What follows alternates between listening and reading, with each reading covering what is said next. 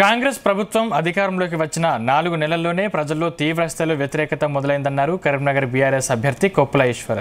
గోదావరి కనిలోని సింగరేణి 2వ ఇంక్లైన్లో ప్రచారం నిర్వహించారు. సింగరేణి కార్మికులను కలిసి ఒక అవకాశం ఇవ్వాలని కోరారు. కాంగ్రెస్ పార్టీ ఇచ్చిన 6 గ్యారంటీలు 420 హామీలు బూటకపు హామీలని విమర్శించారు.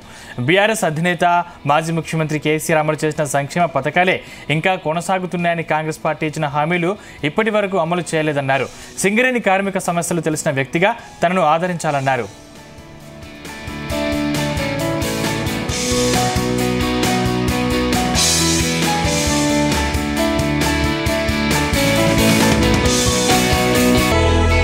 కార్మిక బిడ్డగా కార్మికుల పక్షాన నిలబడి అనేక ఉద్యమాలలో ఉన్నటువంటి వ్యక్తిగా నాకు కార్మికుల గుర్తింపు కూడా జరుగుతూ ఉంది. అదేవిధంగా తెలంగాణ రాష్ట్రాన్ని సాధించుకొని ఈ రాష్ట్రం యొక్క అనేక అభివృద్ధి కార్యక్రమాలను సంక్షేమాన్ని అందించినటువంటి ప్రభుత్వంగా 10 సంవత్సరాలు సింగరేణి కార్మికులతో పాటు వివిధ వర్గాలను ఆదుకొని ఆర్థికంగా బాగు చేసినటువంటి ప్రభుత్వం పార్టీ కేసీఆర్ గారి నాయకత్వంలో జరిగింది.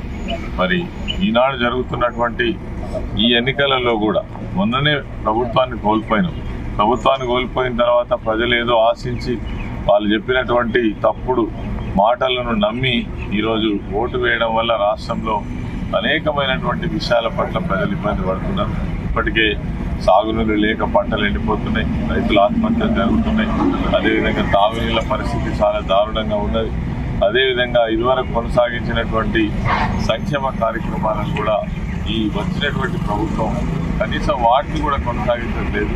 వాళ్ళు ఇచ్చినటువంటి ఆర్ఎస్సీలు ఏవైతే ఉన్నాయో 420 హామీలు ఇంత బూటకమని తేలిపోయింది. అందుకే కాంగ్రెస్ ప్రభుత్వం పట్ల ఈరోజు ప్రజల్లో తీవ్రమైన అసంతృప్తి అతి తక్కువ సమయంలో వచ్చింది. ఎక్కడ చూసినా అదే చర్చ జరుగుతూ ఉంది. ఈవెన్ కార్మిక వర్గంలో కూడా